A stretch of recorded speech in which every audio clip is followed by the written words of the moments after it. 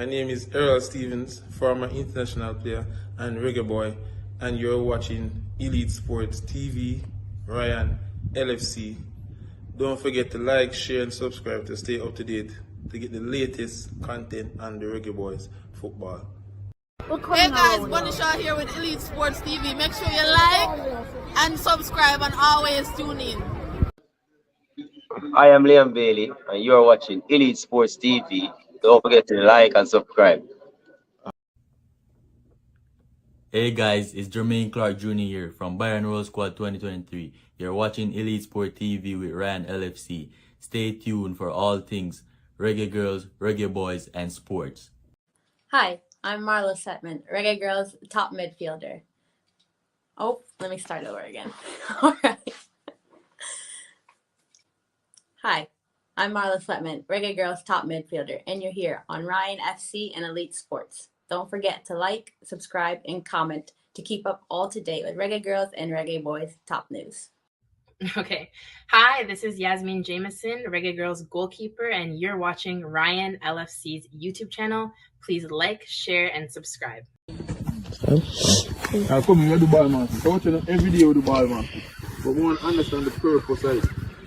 The ball mastery, the football, is like the ABC to English. Once you lay a good foundation in your ball mastery, right through development, make it easier for you on the pitch, make you more comfortable on the ball, make you better under pressure, and you have more confidence to do what you want to do. Most of the time, you think something, but you don't have the skills to bring it out. So once you spend a lot of time with the ball and develop that, anything you want to do, you can do. You can't D now. Listen, see the box here? We in a 10 by 10 box. As usual, we go across the box. I want to understand why I'm always putting in a box like this. I want to understand the space and also awareness. Tight space and awareness. So even though you are dribble through, you have to look up because you might run into each other. So very important as well. So everything we are doing, we can understand why we are doing it. And remember, I always telling you, if you tell you something, and you have a question, ask. That we know why. Just like yesterday, I tell you something to correct you. You can know. So if you see why, fine. If you don't see why, ask me and let me explain. Therefore, when it makes sense, it's still with you longer. Yeah, man. So, so we start with the soul drag, go across. With the right. Then the soul drag, go across with the left. Remember, 3 times. Everything go up and down. I come here with the ball, man. So watching every day with the ball, man. But we want to understand the purpose of it. The ball mastery, the football, is like the ABC to English.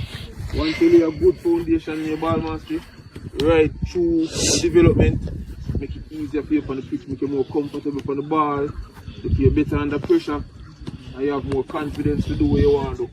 Most of the time, you think something, but you don't have the skills to bring it out. So once you spend a lot of time with the ball and develop that, anything you want to do, you can do. D now. Listen, see the box here? We in a 10 by 10 box. As usual, we go across the box. I want to understand why I'm always putting in a box like this. I want to understand the space and also awareness. Tight space and awareness. So even though you are dribble through, you have to look up because you might run into each other. So very important as well. So everything we are doing, we can understand why we are doing it. And remember, I always telling you, if you tell you something, and you have a question, ask. That we know why. Just like yesterday, I tell you something to correct you. You can know. So if you see why, fine. If you don't see why, ask me and let me explain. Therefore, when it makes sense, it's still with you longer. Yeah, man. So we start with the soul drag, go across. With the right. Then the soul drag, go across with the left. Remember, 3 times. Everything go up. More blessing to all of the viewers and subscribers down there, people. Watching this video on Instagram a couple weeks ago, and people, I'm so proud to see one of us, the Reggae Boyz player, Errol Stevens. People want to welcome the young coach in the building. I like to see players, especially that play overseas, giving back to the sports. And I want to welcome Errol. Good evening, my brethren. Welcome to the show, man. How are you doing, man? Hey, Ryan. Good evening to yourself and the viewers. Yeah, man, thanks for having me. You have me a laugh because I just hate seeing myself. Really? Yeah, man, I don't like watch video myself. I make them, but I always try not to watch them back. Really? Yeah, man. Wow.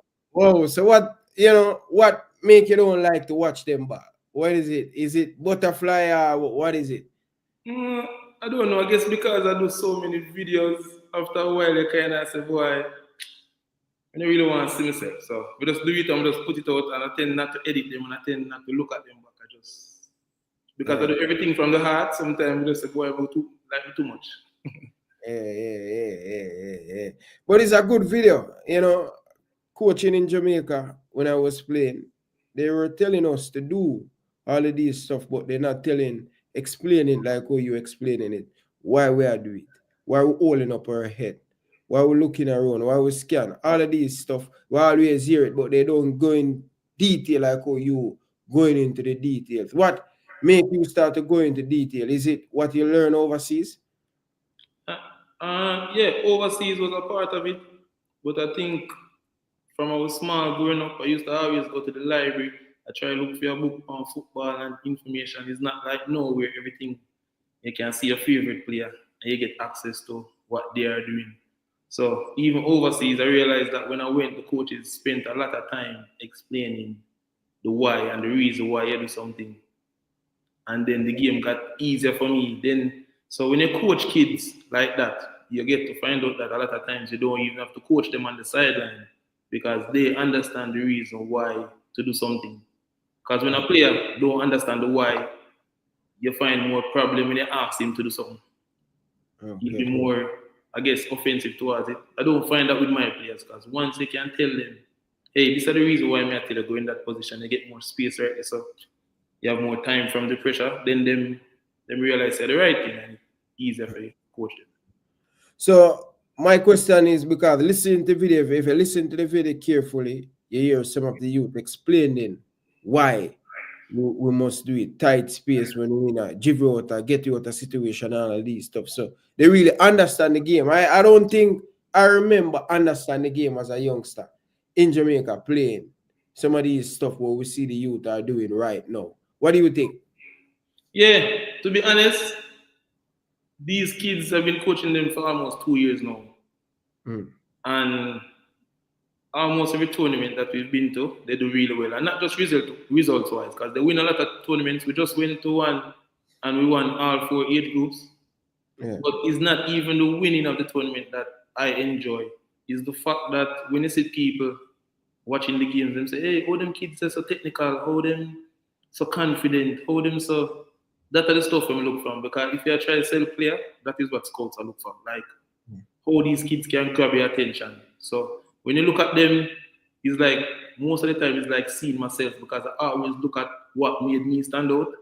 Yeah. So all of my players I get to find out say when them have the ball, them look like they have no fear because this is something when I'm beating at them. Hey, if you fear the ball, come off of the field. You have to want the ball, you have to be confident, you have to make people fear you when you have the ball. Hence, that is how players on my coach look. Them look like when them see you, it's just another day in the park. And yeah. Many times we have coach in Jamaica that it's difficult to coach kids. What about you? How you feel about coaching kids? You enjoy it? Do you have a lot of fun? What is it? Yeah, man. We find joy. To be honest, most people love I would say the Premier League side of things, the older kids, because they're more easier for David. I find it positive on both sides. The kids, them for me, easier for coach because they're like sponge. I find it easier if I have them from grassroots come up, which I have had kids who I've coached since they're like 7 and they're like 12, 13 now. They find out they're taking information easier compared to if I just coaching, let's say, the older boys who are more like, oh, coach, we know it already. They get to find out a big problem why kids don't develop to their full potential because our kids feel like, say, when they reach 15, 16, they know it all. And then that's when you stop. Anytime you feel like you know it all already, that's when you stop growing. Yeah. But as pertaining to you as a coach, you have been coaching, start out with your 2 sons them and all of these stuff. Where do you get your confidence from? Where do you search for information? How do you prepare for a session? You're at Mount Pleasant now, coaching for the last 2 years at the under 15. Where do you get all of your information from to get confident, especially confident in what you're saying, and the information you're getting is the right information to put on your training session? Well, good question. All right, to be honest, when I started out, it was a huge transition from player to coach. And I started with the JFF, the B license, at the CONCACAF D license. I did other license. I'm currently at B. And that, to be honest, like me coaching for me way easier in terms of session planning, because a lot of time you have all of the information in your brain from experience, but it's how to deliver a proper session right from the warm-up straight on to the game, how you get the training session for flow right through. Yeah, I think the B license has really brought me to a really good level in terms of how I deliver the sessions. The experience along the way, as I said, for me, everything is play and football. So it's easy for me to do the sessions based on experience, but the coaching course made it easy for me to plan out the sessions. So that has made it easy for me. Yeah, I would say. Okay. So what is it you do the condition part, or you guys have a condition coach? What do you, is it tactics, you just focus on tactics, preparing the team, or you're involved in warm-up and all of these stuff with the players and all of these stuff and fitness? Well, it depends on how you look at it. All right. I work with the grassroots program, I work with the youth 15, and sometimes I'm a part of the senior team as well. So if you're talking about the senior team at MT.Pleant, then you have coaches for every department. Okay. If you go to the youth 15, I have an assistant coach, and he does the warm-up and I do the activities. Mm-hmm. And when we do the grassroots now, I do everything from warm-up all the way through to each activity to the game. Okay, so you find that you're still learning. You don't box yourself. You're still learning at the same time as a young coach. Yeah, man, you still learn, because, as I said, even though this season or more, I get my chance to go up with the senior team. You get to learn from all the coaches up there, see their style, because you realize that after a while, every coach have their own. We have one identity of MT.Pleant, but each coach deliver the training session differently. Different. Yeah, so with that, I get the experience of just starting out and to being around top coaches who are doing well, whether in schoolboy or whether in the Premier League. I can draw from their experience as well. Okay. So where you get your confidence from day by day, to especially are you nervous some of these times speaking to the youngsters and all of these stuff? No, Ryan, to be honest, if you know me, I don't think there's any nervousness. I'm good at, I think that is probably one of the things I do well, speaking. Yeah. So, no, I don't have any fear in that department. I'm good at delivering information. And I think it makes it easier for me to coach the kids. It's almost like being a teacher. Yeah. So, yeah. Yeah. So what is your experience? What do you gather from your experience than where you know now and where you are playing? What's the difference, Coach Errol, from a player Errol? What is the difference now? Is it more composed? Is it more anxious with the game and all of these stuff? Good question. To be honest, I have to be both. There are times when I have to be laid back and ease with them, and there are times when I have to let them know that this is not fun and games. I always tell them football is, you're not only competing with the kids at MT.Pleant, you're competing with kids all over the world. So we are here at MT.Pleant training, and these kids have dreamed to be at Chelsea, Manchester United. You have the kids who are right there in Europe, who are walking past Old Trafford every day, walking past all these stadiums, and those kids are motivated. So my biggest challenge here is to get our kids as motivated as those kids to come out every day and give 100%. Most definitely. So as a professional player that play in Russia, what are some of the stuff that you come up against in MT.Pleant with players know you're play at that level and they dream to go at that level? What are some of the stuff they ask you and what they need to do to get to that level? Is that you getting these questions at MT.Pleant? Yeah, I've gotten those questions since the first day I got here. And I think one of the main things that I've looked at with these players is in terms of their IDP. I think spending more time, and when I say IDP, is an individual development plan. So when you have a player outside, as I say, I've always been one that think that on the whole, our football in Jamaica we tend to focus on winning. And I haven't changed the mindset in terms of I say schoolboy football is always about winning. And when the kids go through that system, it doesn't focus much on the individual. So, example, in my group, if I have a player who he can't use his left foot, he doesn't have good speed, he's not strong, I will then build a plan how to focus on him. Find sessions outside of the training time, or can help him with his speed. Maybe we'll go do some shooting when only using weak foot only. Maybe we have to spend more time with him and make him do more push-up, more abs, more sit-ups to build him strength. Now, if I was in a schoolboy system, maybe I'll just only think about winning. And if I have 4 players on the team who can win me a game, then I don't focus on the other others. And then I just win. And I'm happy because everybody said I win the league.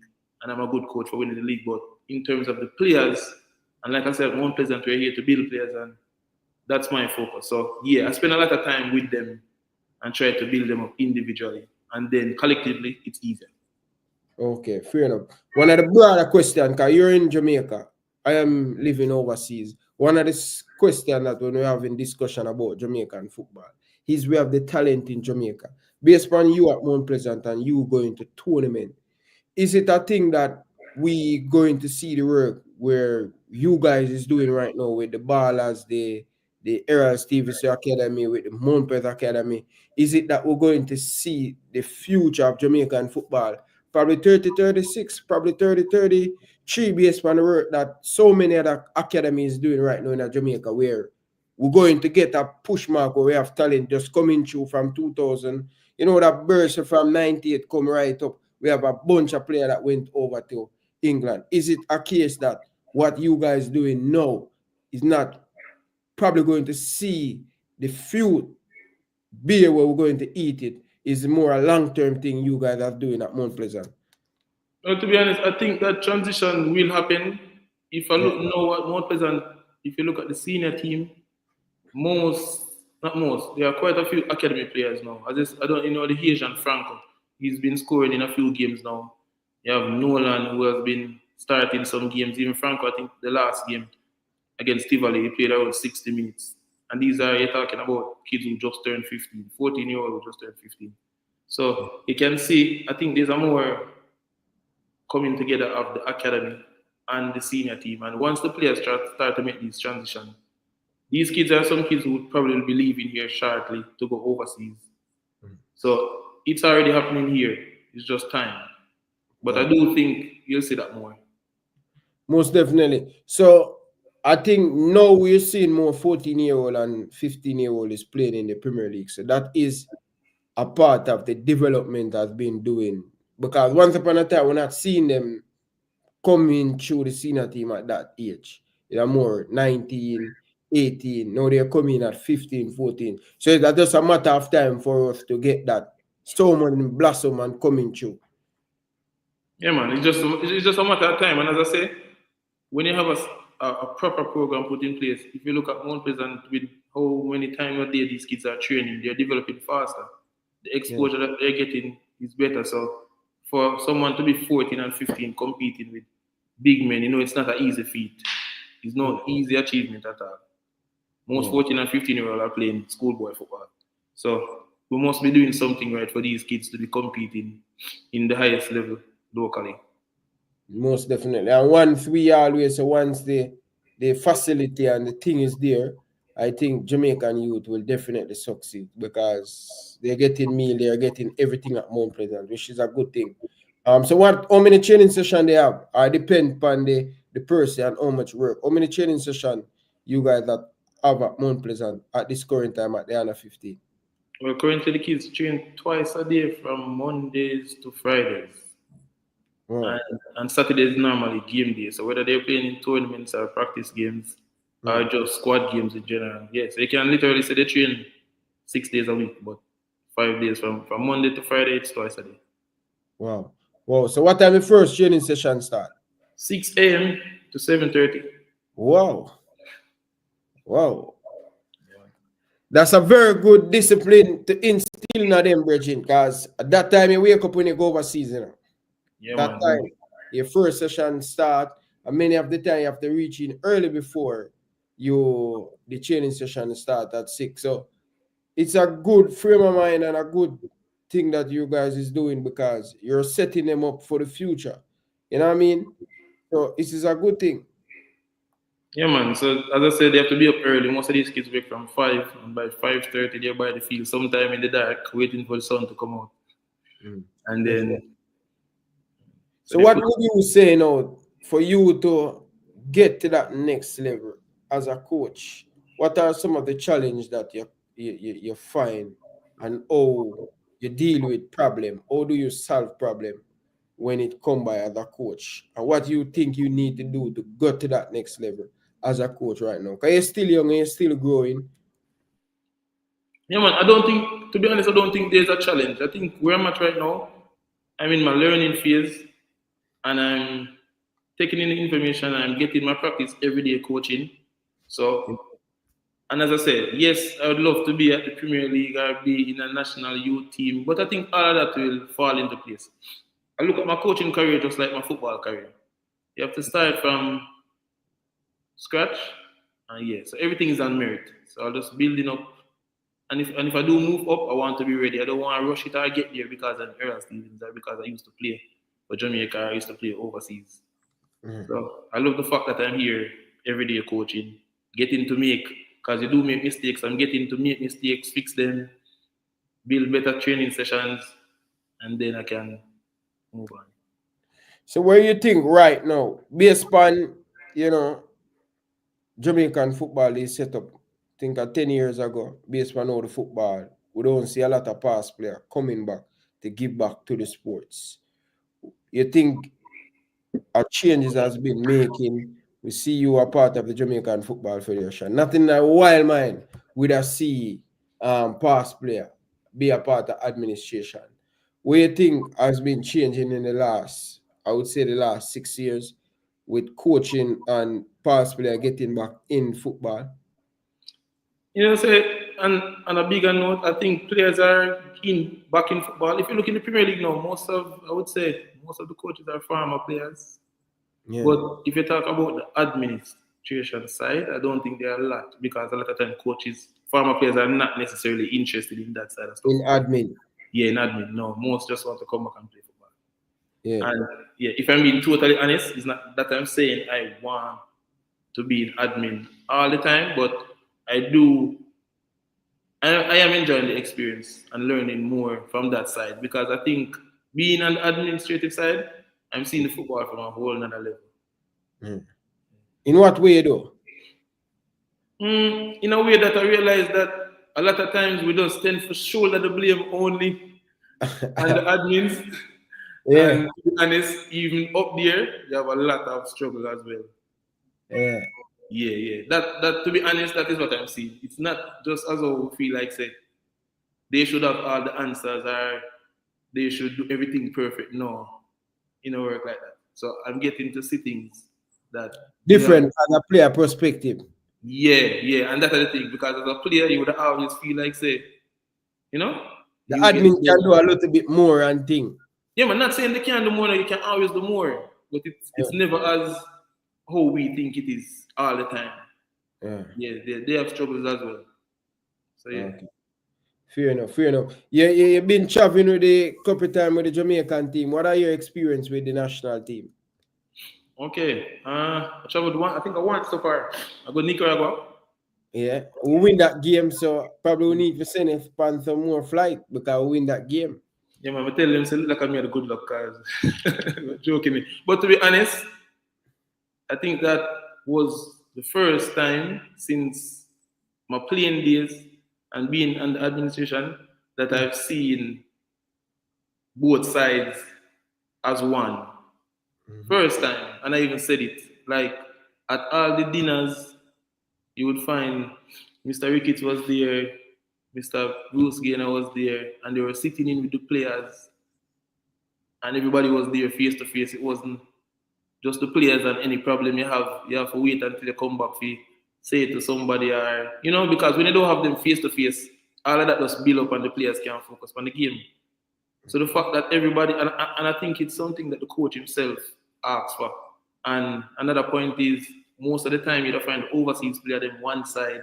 You'd have whole for different tables, every man of them like a crew.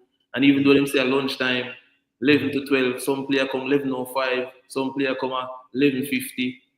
So I remember you only did it for a short period of time. So you're no man can there at the camp, and you don't even see him until you play on the field.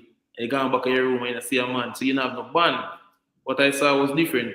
Everybody have to reach. If man's 11, everybody have to reach at 11. Everybody sit down on one table. Everybody there one place. So you could have feel more togetherness. Togetherness. Yeah. And when you that play on the pass of the most Jamaica national team. Yeah. We could have seen that with ease. You could have seen that even though the man is foreign and even though you have the local, because that always did it. That's the truth, right? How you bring them together. And we could have seen more togetherness during that trip. And hence why them look when them are playing. Yeah.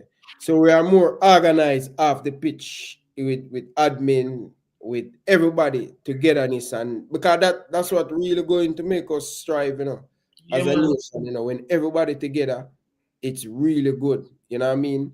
So yeah.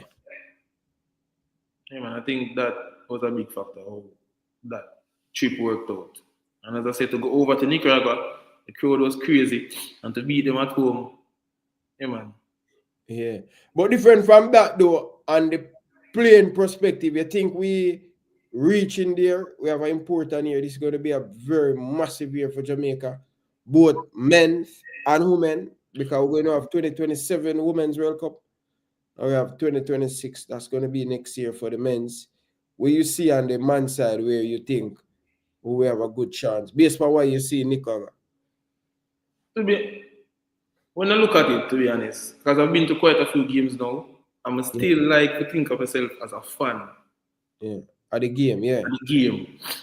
And when we look, and because I'm an attacker as well, when I look, I think we need more confidence, more passion, more drive from the players. Then. And sometimes I wish we could just draw them on one side. Because sometimes at the stadium, you don't really feel that drive there. The connection there with the team and everything. Yeah, man, even just the players them. It's like when we look on them, them 1v1 and how them approach them, feel like I'm gonna go out to kill off a defender. Just to go out to go stamp him class. I don't know for the fear, I don't know for the atmosphere. But yeah, I hope we're more assertive going forward. Yeah, man, we need to put out like a war where I go. Yeah, man, a war where I go. So we have to go out there like we have a war. Because I saw the Mexican them, I saw the American them when they come play. So we have to go out there with that. What is it like, Bobby Reid and couple of over the summer gone, preparing leading up to the Gold Cup, the Copa America? You have Mount Pleasant couple players. You're doing couple training session. What is that like? Having couple training session with some Premier League baller. Premier League baller. Yeah, man, I did. Oh, Bobby, KC, and Bernard. Yeah, she good player. He's a good player. I did a private session with them. To be honest, what surprised me the most? At the time of the session, they had no idea who I was. Yeah? Yeah, man, they never know somebody on the board. They never know someone was a farmer player. Really? No, they never know. Them just hear say them are coming from Mount Pleasant, come work with a private coach. I'm seriously they don't know who he is. Zero. Yeah? Yeah, man, they never know till after. And the fact of that is their attitude towards me coaching them was like Alex Ferguson training them. Wow. Yeah, man. As in, them never have no bad attitude, no matter what we give them to do, them no shrug it off. And yet, a woman who play Premier League, they probably have some world-class coach them. But really? So when they come in, they didn't know that? No, they never know, because to be honest, it was Coach Lamar, who was the physical trainer for the senior team. You know Lamar? Yeah, man. And he's a part of Mount Pleasant stuff. So he was the one who was supposed to do some session with them, but he couldn't feel it at the time. So he said, Errol, what's up this to me? And he tell me who I come, and I say, all right, I'm going to set up some drill for them. And Just my personal drill when I do with them. Yeah, man. And even it done, them love it. And it's never till it done and me I reason with them and they must say, eh. And then after now they're going to travel, going to Caribbean, them see me and they must say, yeah. They must say, cause even the administrative side, cause me tell them, say, he's a player, I never tell him something on the boat. So when them see that, it was a different, another thing, they must see me now in another realm. You know, humble they will stay up on the ground. So when I really walk and talk and tell a man. Wow. Yeah, man. That was a good experience, Virgin, that, you know, these players, they will respond, no matter who and them they know. No, So and that's that, good. and that me I try getting on my players because luckily some of my academy players were up at the top of the pavilion and watching training too. Mm-hmm. And even the physical side of it, I gave them some speed endurance run. And the way the youth them carry it out, I think so them are train for like Bobby they run like a less time they are train. Whoa. Yeah man. So that's why we make the post. I say, hey, the way them youth attitude, we can see say we go places. Yeah. Yeah. Left the ego at the door, you know what I mean? So Yeah. Because that's them could have a come and just go good through it. thing. Them could have just come and go through it like a nothing. Yeah, but they take it serious. No man, they come put in a full shift though. Wow. So afterwards, them know say, yo, me name Errol Stevie, sir, who play over Russia and all of these stuff. What was the reaction? No man, it was more like respect for even give you the strength. And then even the fact they couldn't believe something so easy going. Yeah.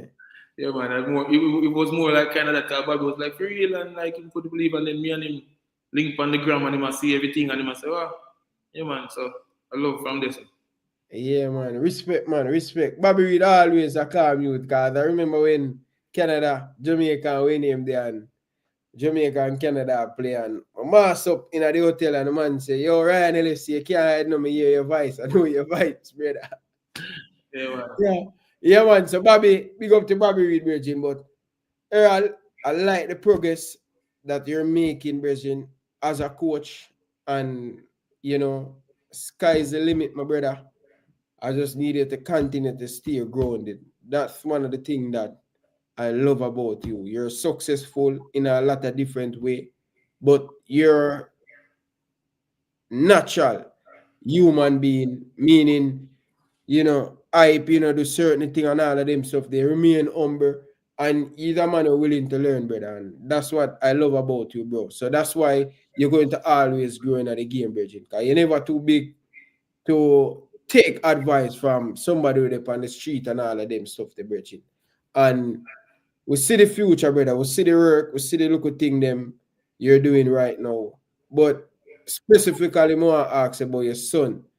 What you think? Because you know every father, every parents want good for them kids, but where based when you see Leon playing right now, where you think he will end up? Are you just imagine? Are you just letting that process play out? Well, good question. And I find myself a struggle with it. Because you know, as I say, my father, I have the highest hope for him. But if I be totally honest, and if I look upon, it's the information that me have, Yeah. it's going to be a blessing to him. The natural assets we born with, and when I see him, like most people see him, you know him full of speed. Yeah. But him not grow as rough as how me I grew up. So him not have the physical side of it yet, which at one point I never have it either. But 1v1 him good, technically him good, him do well, he's very quick. So him gonna have, I'm see it already, he's almost like a family trait. I mean that's my father have the same thing. He does well in track and field, some have a good speed. He will do well. But football, you can never jump the gun too early and him just 9 and have a lot of time, but I think him can do it. And to be honest, when I look at it, I think he's in a better space than me at 9. Yeah. Bro, something when I see him I do, brother. I don't remember I am playing organized football at 9, brother. Yeah, so a lot of things that he's getting access to at 9, I had nowhere near that. So we know that I give him the edge so far. It's just that if for me, is to motivate him to have the drive. And him have it, but still I feel always I remind him that hey, you don't have nothing to put on because he might grow up different from how me grew up. Yeah, my environment is way more And I'm not saying you need my environment to be good. We just have to pick out what I found in my environment and try to duplicate that in a film space the same way without all of the toxic side of it. Yeah. That's yeah. But yeah, man, he's doing good. He's doing good. All right. I hope we can get good in a football because we don't want to end up here, say, boy, 10 years from now, we are say, Lord God, Errol make him son go and play for Russia and all of them things. And that's I want to tell you, to be honest, it's a blessing in disguise because we find out a lot of Jamaicans get blocked from going to Europe because of the passport issue. Yeah. So him having another nationality, especially a Russian one, him can go to Europe easier. Yeah, because that's the side of the football that we don't talk about. The talent is one thing, but the way the world set up, to be honest, is almost it's set up for, when you say Jamaican, maybe Caribbean. Or difficult for Caribbean people. Yeah, difficult for us to make the transition to where we want to go, whether it's deliberately done or it's just systematic. It's rough. You can't just leave Jamaica and go to Europe. People are excited it's another roadblock. So you could have talent so much and then forget the opportunity. So I'm glad same of another nationality. It's not that someone wanting to go play for Russia. But even that will probably open more doors for him than other Jamaican kids who just have a Jamaican passport. Because him not have to look about him documents and all of them things. They're easy one. No, not to do a bag of things and no. Him just lift up and him gone. So yeah. Bro, to be honest, bro, when me see some of the young players them overseas I do, is if him continue upon this part, bro, trust me, he will definitely, especially him growing in Jamaica and have that physical side of him. You know, you not really get that until you become 14. That look roughness that party and all of them stuff there. You know what I mean? But watching him, bro, trust me, he will be good. Something we'll see him do with the ball, and a lot of people don't understand. For you to become a good player, bro, you have to spend a lot of time with that football. Juggling, bro. I can remember when, to be honest, brother, when me I play under 20, me really can juggle the ball properly. You understand?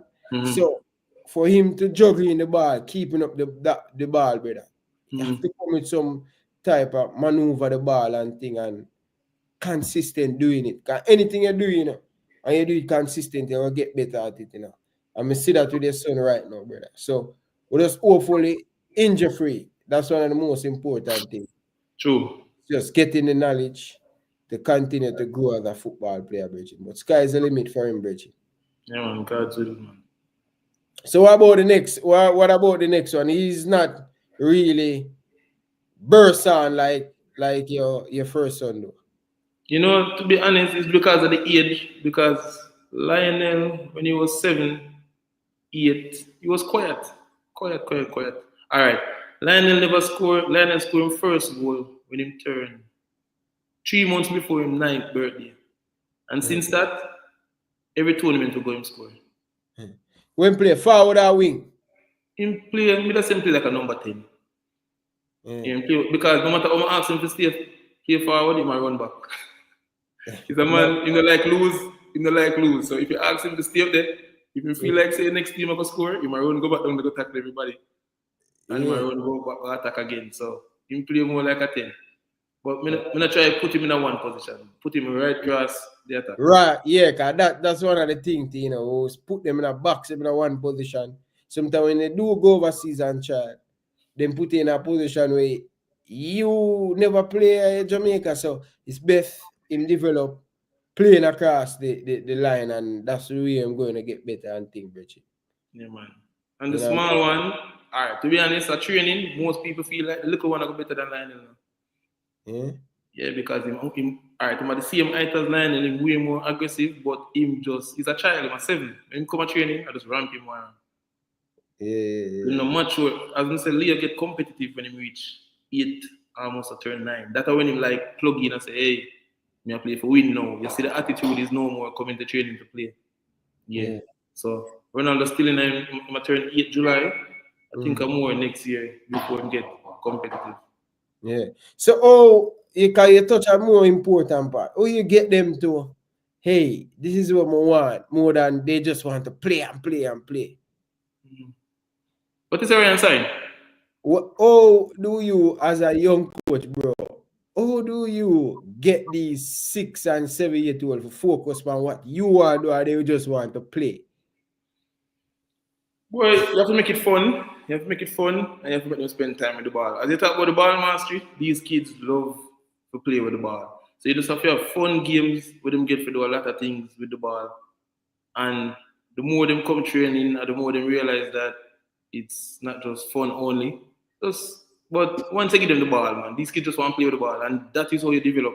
I remember growing up, I would be outside juggling the ball, doing some skills with the ball, and you just create that environment around fun games, and yeah, you watch them blossom. Yeah. Cause I'm going to watch Sharpman training a coach. Boy, man, I tell you, stop. I don't know him deep, brother. Like, Yeah, man. coach them young, I don't know how them get the patient, but they just want to do a ramping from where you do. But Yeah, what man. Sharpman do, him don't to over give them too much information. Make it more a little bit more fun. And when them come in consistent, and parents are bring them over a period of time, they might get to understand with age when Yes. them then it a little bit more better. But to get them in bedding from chicken side of them foot, all of them I could think that is more important than all of them stuff there. And I'm glad Jamaica really are going to that, bro, where we're getting that at a younger age, Bridget. Because normally most Jamaican player really start to understand probably when they reach 11, 12, bro, they really start to play. And that is what the difference with overseas now. If you look at the overseas now, player play at Arsenal at 15, 16. That simply means that they're been playing organized football from age 10, age 9 to really understand the game at that level. Detail, you know, much Arsenal, some look youngster coming at Liverpool team and say, wow, them don't look out of place. But really and truly, the groundwork has been putting in while our players them just get to understand moving a space, run off space, moving all of them stuff there because them really just start to grow in height and all of them stuff there. But it's a good thing, bro. It start from this era. Yeah, man. The earlier you start, the easier it is. Yeah, man, most definitely. But I don't want to hold you because I don't know much more minute you have. But anything that you have coming, bro, I'm really, as I say, bro, really proud of what you do and giving back to the youth, them and thing, Bridget. But that's why you just stay focused, brother. You have anything that you want to share with the people or what should they expect from Mount Pleasant and all of this stuff? No, to be honest, we're just here. I put in the work. The kids have a lot of tournaments throughout this year. Almost every month, they have local and international tournaments coming up. So we just have to do the work, and hopefully we get some productivity out of it. Yeah. Okay. So what? Who you guys play against? Academy in Jamaica? Yeah, man, we play all the academies in Kingston, clubs in Kingston. You have Harborview United, you have the Ballers, you have all of those Waterhouse United as well. A lot of these clubs are building academies, and you have some academies that are not big clubs like Ballers is just a academy per se, KFA, all of these teams, and we're going to the USA Cup in July. Oh, Also, yeah, that's man. gonna be a big thing for you guys. Yeah, man. And even in the academy, you have a lot of these kids going back to Europe, going back to Charlton and all over the place. So a lot of things going on with these. When they're building the connection, man, slowly but slowly, Mount Pleasant is building that connection overseas and thing. Cause having the youth them at Jamaica training, but where do the opportunity going to come to showcase them talent and to see that the boss have that revenue to Charlton going into different tournament overseas? That's a good thing, bro. Yeah, You them man. can look forward for that. You know what I mean? Yeah, man. Most definitely, Errol. So big up yourself, Virgin. Keep doing what you're doing, Virgin. Stay focused and appreciate you coming on to, share your understanding, what you're learning so far as a coach and some of the stuff them. So I really appreciate you coming on and think, Virgin. Yeah, bro. And you keep doing what you're doing, brother. You do a great thing with the program. You're always here. And big up your viewers because they're always a supportive thing. Most definitely, man. When I'm bridging just text me and say, welcome to the finance video, them. No video, nothing we see you. Like you done it that. What go on? Or different life, you have a different way.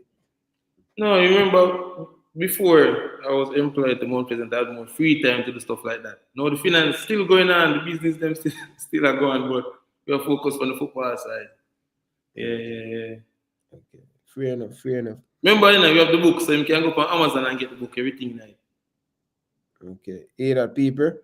Yeah, man. Big up yourself, man. Enough respect, Errol, man. Appreciate you coming, Virgin. One love, bro. Yeah, man, brother. I love every time. Yeah, man. One love. Yes, people. That's the Reggae Boyz player, Errol.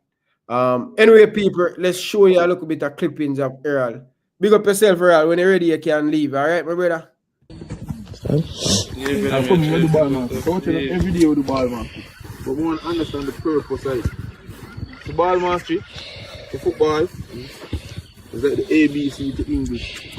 Once you lay a good foundation in your ball mastery, right through development, make it easier for you on the pitch, make you more comfortable on the ball, make you better under pressure, and you have more confidence to do what you want to do.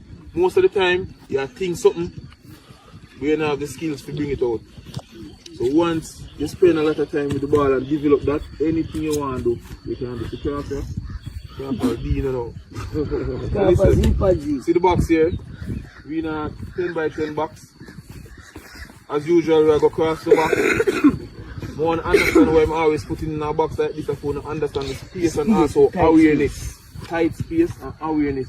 So even though you are dribble through, you have to look up because you might run into each other. So very important as well. So everything we are doing, we can understand why we are doing it. I remember me always telling you, if you tell you something, and you have a question, ask.